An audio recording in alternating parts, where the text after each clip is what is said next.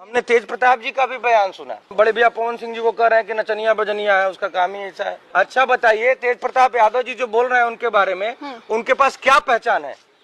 पवन सिंह जी एक गरीब परिवार से निकल के मेहनत के बदौलत आज पूरे विश्व में उनका नाम है। और ये इनका पहचान क्या है कि लालू यादव जी का जो उनका टैग हटा दिया जाए तो उनको कौन पूछेगा? कोई नहीं पूछेगा।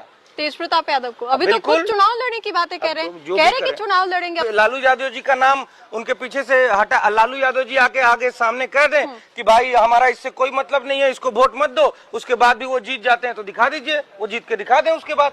जी हाँ दोस्तों, आप लोग देख रहे हैं T420 न्यूज। मैं विकास कुमार। यही बात कर ले कि तेज प्रताप अभी काफी सुर्खियों में चल रहे हैं, क्योंकि पावर स्टार पवन सिंह को नचनिया गवनिया बोले एक इंटरव्यू के दौरान। तो कहीं ना कहीं रितेश पांडे का जवाब आता है, वो जन स्वराज पार्टी से ज्वाइन हो गए। वो कहते हैं कि अगर तेज प्रताप को लालू परिवार से निकाल दिया जाए तो उनको कुत्ता भी नहीं पूछेगा। जी हाँ, बिल्कुल सही कह रहे हैं। इस पे क्या आप लोगों का राय है? कमेंट बॉक्स में जरूर अपना राय बताइए। मिलते हैं एक और वीडियो में।